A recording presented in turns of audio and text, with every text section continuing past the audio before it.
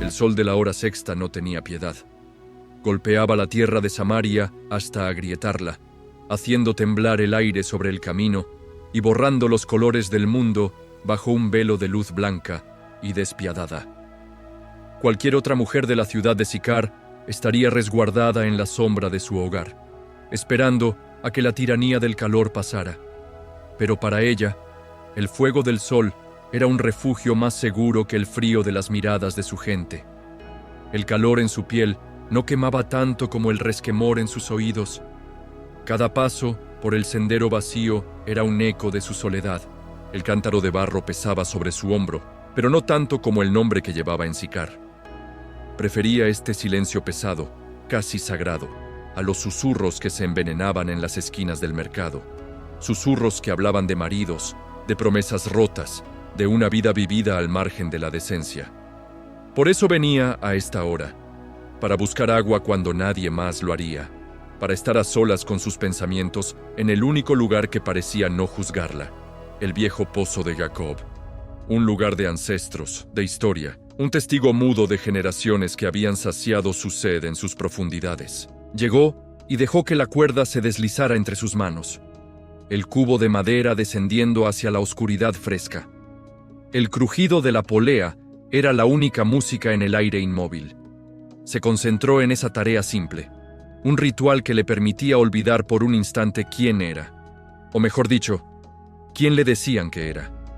Pero entonces, mientras el cubo ascendía lleno de agua, una sombra se alargó junto a la suya, mezclándose con ella sobre la tierra polvorienta.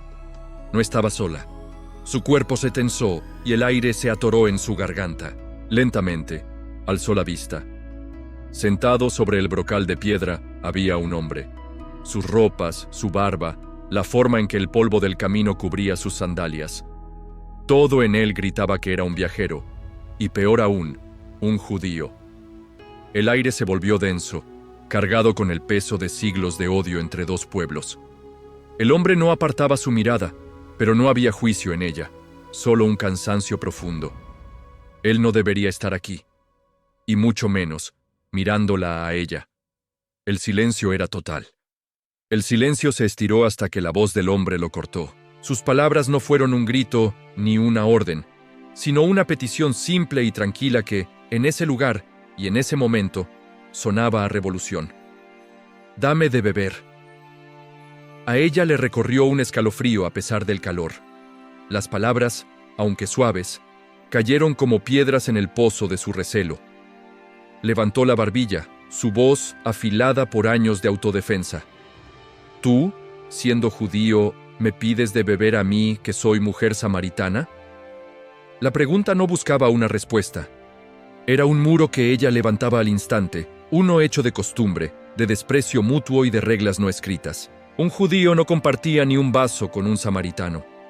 Un hombre no se dirigía a una mujer desconocida en público. Y un hombre santo, ciertamente, no se dirigiría a una mujer como ella. El extraño la miró, y en lugar de chocar contra su muro, pareció pasar a través de él. Su voz mantuvo el mismo tono sereno. «Si conocieras el don de Dios, y quién es el que te dice, dame de beber, tú le habrías pedido a él, y él te habría dado agua viva». Agua viva. Las palabras flotaron en el aire denso. Ella frunció el ceño. ¿Una metáfora? ¿Un acertijo? Miró las manos vacías del hombre. Luego, la profunda boca del pozo. Su escepticismo regresó, esta vez con un toque de burla. «Señor», dijo, arrastrando la palabra, «no tienes con qué sacar el agua, y el pozo es hondo. ¿De dónde pues tienes esa agua viva?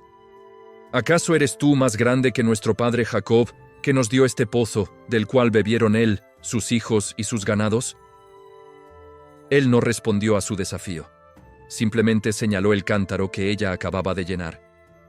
«Cualquiera que beba de esta agua volverá a tener sed», dijo, estableciendo una verdad tan obvia como el sol sobre sus cabezas. Luego, su mirada se encontró con la de ella, y la intensidad de sus ojos la hizo sentir transparente. «Pero el que beba del agua que yo le daré, no tendrá sed jamás, porque el agua que yo le daré se convertirá dentro de él en una fuente que saltará para vida eterna». la eternidad, la ausencia de sed. La promesa era tan absurda, tan imposible, y a la vez, tan seductora. Una parte de ella, la parte lógica, quería reírse. Pero otra parte, el alma reseca por la soledad y la vergüenza, sintió una punzada de anhelo, cansada de todo, cansada de ese camino, de ese sol, de ese pozo. Decidió poner a prueba su increíble afirmación. «Señor», le dijo, con una sinceridad que la sorprendió a sí misma, «dame de esa agua, para que no vuelva a tener sed, ni tenga que venir más hasta aquí». La petición de la mujer, nacida de la conveniencia y el escepticismo, quedó flotando en el aire denso del mediodía. El hombre no le ofreció el agua, ni tampoco se la negó. Su mirada serena parecía pasar por encima de su demanda superficial, buscando algo mucho más profundo, una sed que ni ella misma se atrevía a nombrar. Se inclinó levemente hacia adelante, su voz tan calmada como antes, pero sus siguientes palabras cambiarían el curso de la conversación y el resto de la vida de ella. Le hizo una petición simple, casi doméstica, una solicitud que sonaba razonable para cualquier otra mujer, pero que para ella fue como una sentencia. «Ve», le dijo él, «llama a tu marido y vuelve acá». La palabra, una sola palabra, resonó en la mente de ella como una campana fúnebre en un día de fiesta. Fue como si el extraño hubiera extendido la mano, no para pedir agua, sino para arrancar la máscara que ella había llevado durante años, el frágil velo con el que cubría las ruinas de su vida. De repente, el sol abrasador, el pozo de piedra y el rostro del viajero se desvanecieron, reemplazados por un desfile de fantasmas. Vio el rostro del primer hombre, lleno de promesas juveniles, recordó la esperanza con el segundo, la amargura con el tercero, la resignación con el cuarto y el desesperado intento con el quinto, y finalmente, la sombra del hombre con el que ahora vivía, en un arreglo que no tenía nombre ni honor. Un manto helado de pánico la cubrió, un frío que el sol de Samaria no podía tocar. Su mente se convirtió en un torbellino de excusas, de mentiras a medias, de caminos para escapar de esa palabra, de ese tema. Podía fingir que no le había oído. Podía enfadarse, decirle que no era asunto suyo. Podía simplemente tomar su cántaro y marcharse sin decir nada. Cada fibra de su ser, entrenada en el arte de la supervivencia social, le gritaba que huyera, que protegiera su último vestigio de dignidad. Buscó en sus ojos alguna señal de malicia, de acusación, pero no encontró nada. Solo una calma expectante, una paciencia que era casi más aterradora que un juicio. Respiró hondo, el aire caliente quemando sus pulmones. Escogió el único camino que no era una mentira completa, una verdad tan escueta y afilada como un trozo de vidrio roto. La respuesta que dio fue la más honesta que se atrevió a pronunciar. Un escudo que esperaba que detuviera el asalto. Levantó la vista y susurró, la voz apenas un hilo de sonido. «No tengo marido». El silencio que siguió fue diferente al anterior. Ya no era un silencio de odio ancestral o de tensión social. Era el silencio de una verdad suspendida en el aire, esperando ser examinada. Ella observó al hombre, su corazón martilleando contra sus costillas, rezando para que su respuesta fuera suficiente, para que él simplemente asintiera y dejara el tema.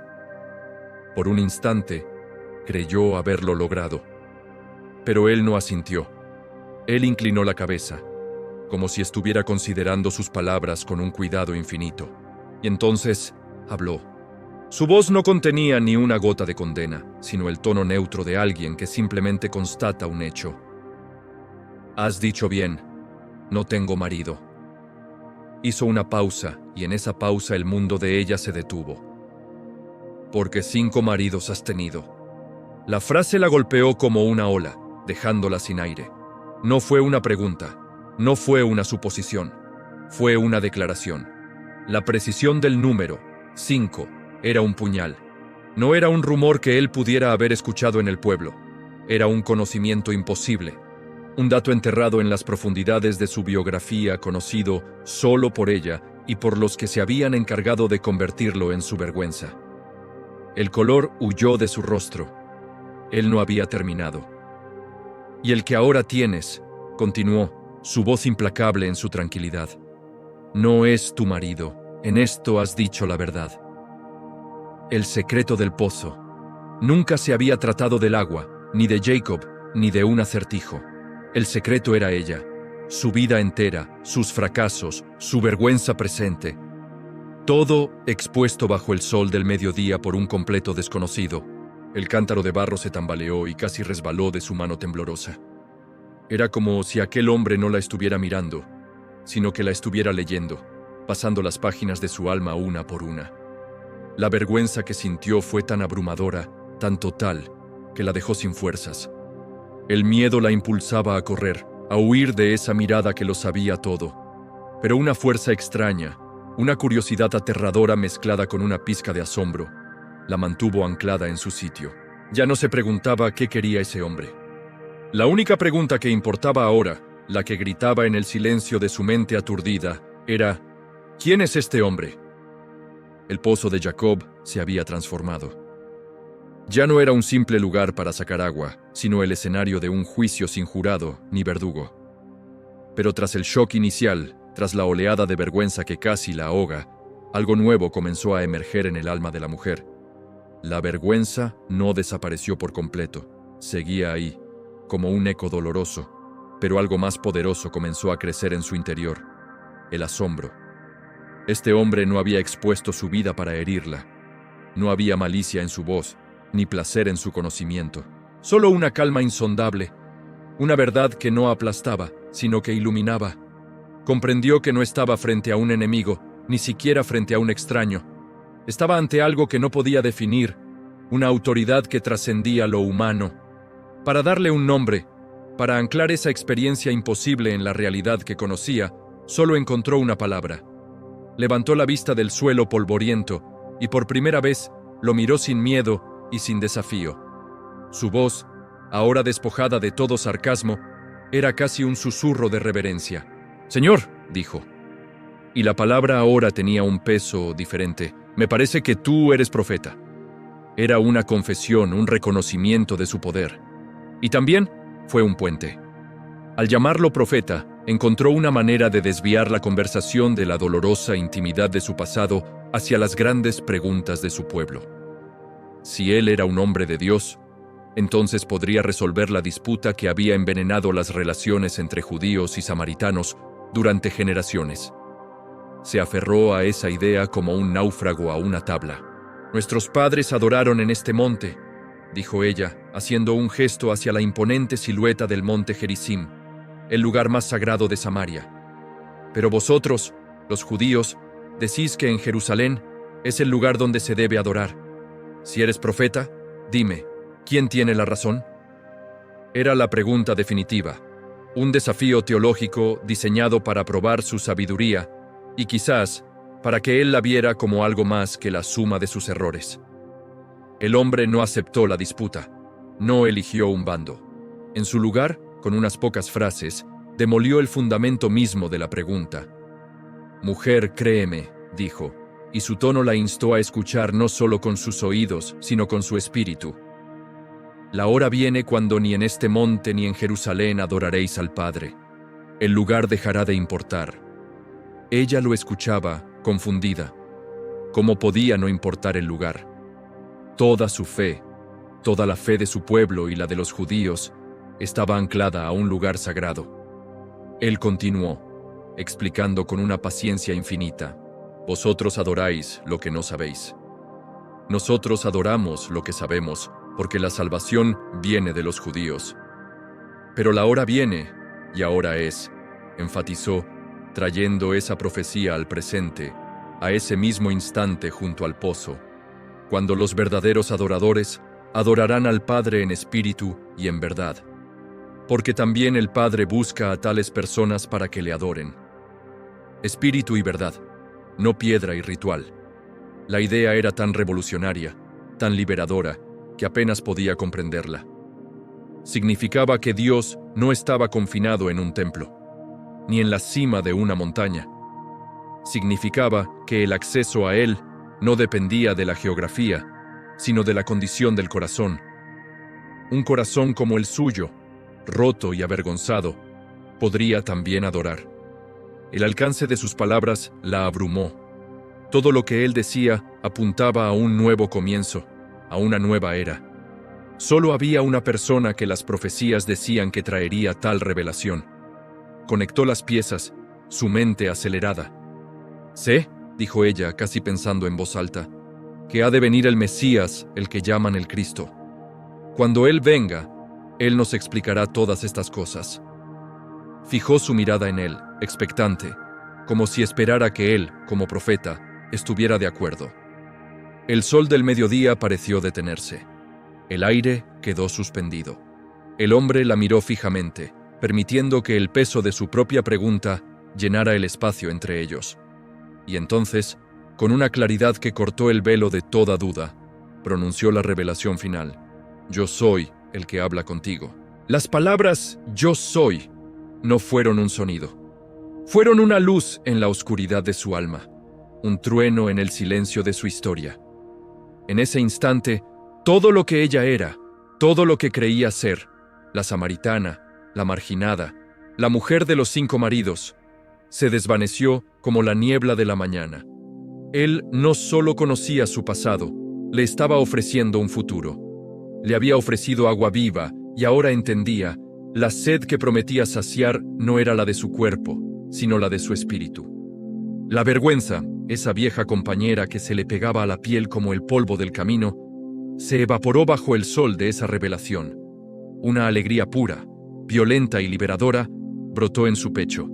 Ya no era una prisionera de su historia, era una testigo. Sus ojos cayeron sobre el cántaro de barro que había llenado con tanto esfuerzo. El agua, el pozo, la razón por la que había venido, todo parecía insignificante ahora. Con un gesto que selló su transformación, le dio la espalda al cántaro, dejándolo abandonado junto al pozo. Ya no lo necesitaba. La sed que la había atormentado toda su vida acababa de ser saciada para siempre. No caminó de regreso a Sicar. Corrió. Sus pies, que horas antes la habían llevado con pesadez por ese mismo sendero para huir de la gente, ahora volaban sobre la tierra agrietada en su urgencia por encontrarlos. El sol del mediodía ya no era un enemigo que la oprimía, sino un foco que iluminaba su camino. No tenía un plan, no tenía un discurso preparado, solo un fuego en su corazón que tenía que compartir. Irrumpió en las calles de la ciudad, en la plaza del mercado, en los mismos lugares de donde siempre se había escondido. No bajó la mirada, no cubrió su rostro. Buscó los ojos de la gente, de las mujeres que habían susurrado sobre ella, de los hombres que la habían juzgado. Su voz, normalmente silenciada por el miedo, resonó con una autoridad que nadie le había oído jamás. «¡Venid!», gritaba sin aliento, con la euforia pintada en su rostro. «¡Venid a ver a un hombre que me ha dicho todo lo que he hecho!». La gente se detuvo. La miraron, primero con extrañeza, luego con asombro. Su testimonio era tan crudo y personal que era imposible ignorarlo. Ella no estaba predicando una doctrina. Estaba confesando la verdad de su encuentro. Estaba usando su propia vergüenza, el secreto que todos creían conocer, como la prueba irrefutable de que había encontrado a alguien extraordinario. Y entonces les lanzó la pregunta que ardía en su alma. ¿No será este el Cristo? Al principio hubo escepticismo, pero luego vieron a la mensajera. Vieron a la mujer que siempre evitaban, y en lugar de la sombra de la humillación, vieron un fuego en sus ojos, una libertad en su postura que no se podía fingir. Su transformación era el verdadero milagro, y ese milagro los puso en movimiento. Uno a uno, y luego en grupos, los habitantes de Sicar dejaron sus quehaceres, sus tiendas y sus casas. Salieron de la ciudad y comenzaron a caminar por el sendero polvoriento, bajo el mismo sol implacable. La mujer que había ido al pozo para esconderse de su pueblo, ahora guiaba a su pueblo de regreso al pozo, para que vieran por sí mismos al hombre que lo sabía todo, y que aún así le había ofrecido el agua de la vida. La historia de lo que ocurrió cuando el pueblo entero se encontró con el hombre en el pozo merece ser contada. Pero el viaje de esta mujer nos recuerda una verdad poderosa. A veces, Los encuentros que exponen nuestros secretos más profundos son los mismos que nos ofrecen la mayor liberación. La sed de su alma era más profunda que cualquier pozo, y encontró una fuente de agua viva en el lugar y en la persona que menos esperaba. Cuéntanos en los comentarios, ¿qué parte de esta narración te impactó más? Si estas historias te inspiran y quieres que lleguen a más personas, dale me gusta a este video. Y para no perderte ni un solo capítulo de nuestro viaje, suscríbete a La Saga Bíblica y activa las notificaciones. No te desconectes. En nuestro próximo relato, viajaremos a través de la historia bíblica para conocer la siguiente historia que aparece ahora en tu pantalla. Prepárate. La próxima saga te espera. Solo da clic aquí.